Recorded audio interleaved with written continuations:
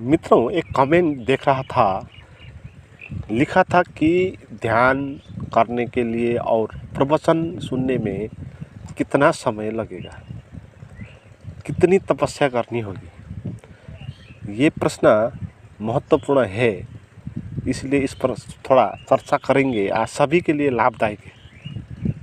मित्रों, ये बात समझने जैसे ये प्रश्न उठना चाहिए, अच्छा प्रश्न है।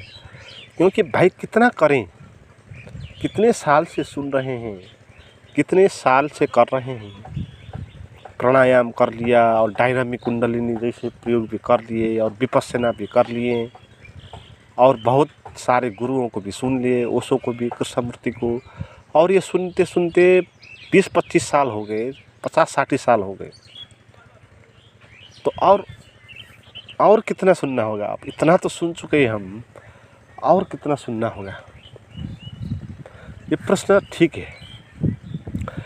इसको जानने के लिए हम पहले ये सोच लें कि जो तपस्या, ध्यान, प्रवचन सुनने की, करने की जो बात है, वो बात क्या बताती है कि हम कुछ सज़ा भोगना चाहते हैं। हम अपने को कुछ अपराधी मानते हैं, कुछ दोषी मानते हैं, पापी मानते हैं, और हमको ये बात जच जाती है कि कुछ न कुछ चुकाना है, कुछ न कुछ त्याग करना है, कुछ बलिदानी देनी है ना। हम गिल्ट महसूस करते हैं ना, आपको अपने को।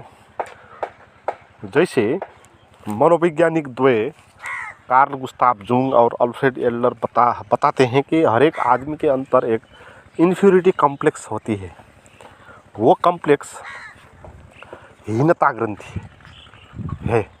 वो क्या करती है कि हर एक आदमी को नाखुश बना देती है ना। हर एक आदमी के भीतर किसी न किसी बात को लेकर अपने को हीन या ख़त्म या नाखुश या दरिद्र, इस तरह की सोचने की वृत्ति होती है ना। ये कोई भी आदमी, सभी के अंदर ये ग्रंथि होगी, गरीब के भी होगी, धनी के भी होगी, है ना। कोई राष्ट्रपति हो तो भी उसके अंदर मैं नाखुश हूँ, ये वृत्ति होगी। वो वृत्ति जैसे कि ज़्यादा वो पढ़ा लिखा नहीं होगा तो इस कारण हो सकती है कि मैं पढ़ा लिखा नहीं हूँ। वो अगर शारीरिक रूप से भी कुछ कुरूप हो, कुछ काला हो, तो उस काले होने के कारण वो महसूस कर सकता है अपने को मैं विद्रूप हूँ, है ना। छोटा है हाइट से तो बड़े आदमी के पास जाकर वो वही महसूस कर सकता है ना। तो सभी कुछ मिलना ऐसा बात नहीं होता। कोई आदमी ऐसा नहीं होता है जिसको सभी कुछ मिलता है और जो अपने को पूर्ण मान देता है। वो तो बुद्ध होते हैं ऐसे, है ना। तो हमारे अंदर की जो ये वृत्ति है अपने को दोषी मानने की, ये वृत्ति फिर ये कुछ न कुछ ध्यान करना चाहती है, कुछ सुनना चाहती है, कुछ सजाएं भोगना चाहती है ना। हम इस तरह इसको लेते हैं। और कितने सारे लोग हैं, आप देखें कि सजाए की तरह ही ले रहे हैं ना। जैसे कोई सन्यासी हो गया, जंगल पर बैठने लगा और हाथ में त्रिशूल लेकर इधर उधर घूमने लगा, तो वो सजा काट रहा है, वो अपने को दोषी मान रहा है, भूख प्यास को सह रहा है ना। लोग उपवास बैठते हैं ना, उपवास का क्या अर्थ है? वो अपने को सजा दे रहे हैं।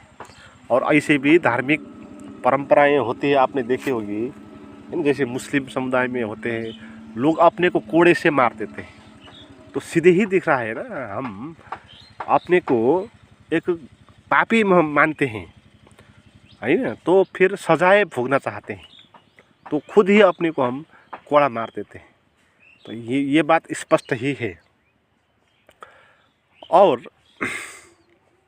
जब हम अपने को इस तरह गिल्ट महसूस करेंगे, तब हम गुरु के पास जाएंगे और बोल देंगे कि गुरुजी, आप जो कहे मैं करूँगा, आप जो कहे मैं करूँगा। ये क्या है? ये एक अपराधी बोल रहा है कि मैंने अपराध कर लिया, अब मैं सजाए भोगने को तैयार हूँ, है ना। तो हम अपने को क्या मानते हैं? दोषी मानते हैं, तो फिर हमको ये बात समझ में आ जाती है, कुछ सजाएं भोगना है, कुछ करना है तो हम करते हैं, और करते नहीं होता है, और फिर कितना होगा ये प्रश्न आ जाता है। मगर बात ही गलत थी, करना ही नहीं था, कुछ करने की आवश्यकता ही नहीं थी, न ध्यान करने की, न तपस्या करने की, है ना, कुछ भी करने की आवश्यकता नहीं थी। क्योंकि हमने अपने को मान लिया है कि हम अपराधी हैं, है नहीं हम तो पूरे अमृतस्य पुत्र बोलते हैं ना जिसको उपनिषदों में, हम वो है, हम अमृत के पुत्र हैं भाई, हम परमात्मा के विस्तार हैं। हमारे पास इतनी आँख है, सौंदर्य देखती है ना, कान है, संगीत का श्रवण करता है। हम कुछ ऐसे ही कुछ है नहीं भाई जैसे हम सोचते हैं अपने को। हम अमृतस्य पुत्र हैं, हम परमात्मा के विस्तार हैं। तो इस तरह नहीं सोचना है अपने को, पहली बात। और दूसरी बात, जो हम चाहते हैं ना मुक्ति, वो मुक्ति हो चुकी है, अब होने वाली बात नहीं है। तो इसीलिए प्रश्न उठता है ना, कब होगी? कब होगी का क्या अर्थ है कि अभी नहीं है और बाद में होगी, और कब होगी और कितना समय लगेगा ये हमको पता नहीं। ये मुक्ति ऐसी नहीं होती है भाई, मुक्ति हो चुकी है ना, मुक्ति आगे होने वाली बात नहीं है, मुक्ति हो चुकी है, हम मुक्त ही है। मुक्ति में हमारा जन्म हुआ, मुक्ति में हम पले बड़े, तो मुक्ति ही मुक्ति होती है, परमात्मा जुड़ा हुआ ही होता है।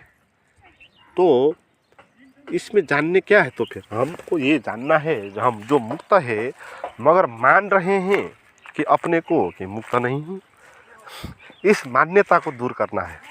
अध्यात्म का इतना ही उद्देश्य है। आपको सजा देने के लिए अध्यात्म नहीं बना है भाई। अध्यात्म तो ऋषि मुनियों के गीत है भाई, वो कैसे किसी को सजा देने के लिए हो सकते हैं, है ना। एक जो आदमी खुद ही सजा में हो, वही दूसरे को भी सजा दे सकता है। तो इस उद्देश्य से गुरुओं ने प्रवचन नहीं किया, है ना। उनों से तो झरे गीत की तरह ये प्रकट हुए। तो इन गुरु की बातों को और ध्यान जैसी कुछ साधनाओं को आपने इस तरह लेना है, इनको साक्षी बनाना है आपका, है ना।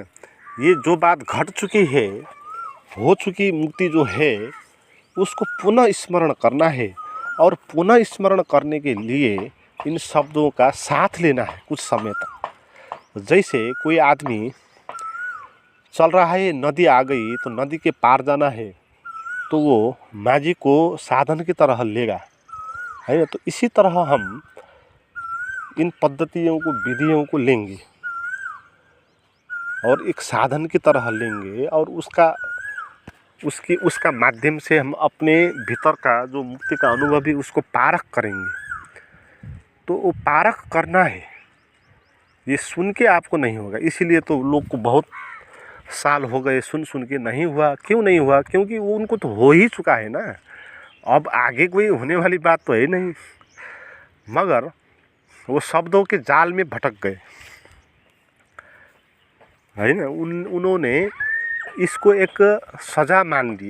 इस बौद्धिक जो चिंतन करते हैं, है ना, जो बौद्धिक मनोरंजन होता है, तो एक उसको आदत बना लिया। तो मित्रों, जब हम मुक्ति को जानने के लिए शास्त्रों और प्रवचनों और ध्यान को अच्छे से प्रयोग कर पाएंगे उसको, तो हमको कुछ समय नहीं लगेगा। क्योंकि तपस्या करना ही नहीं, तो तपस्या कितना करना होगा ये बात ही नहीं होगी। तपस्या करना ही नहीं होगा। क्यों? क्योंकि आपको कुछ बाद में मिलने वाला नहीं है, आपको मिल चुका है ना, आपको मिल चुका है। बात इतनी है कि जो मिल चुकी है उसको पाने के लिए हम साधना कर रहे हैं, तो वो साधना गलत है।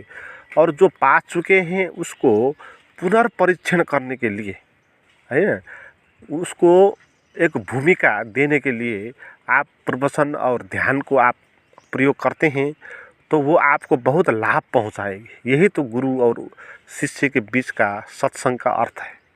मित्रों, आप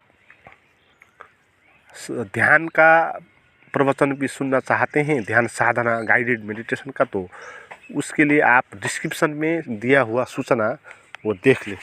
थैंक यू।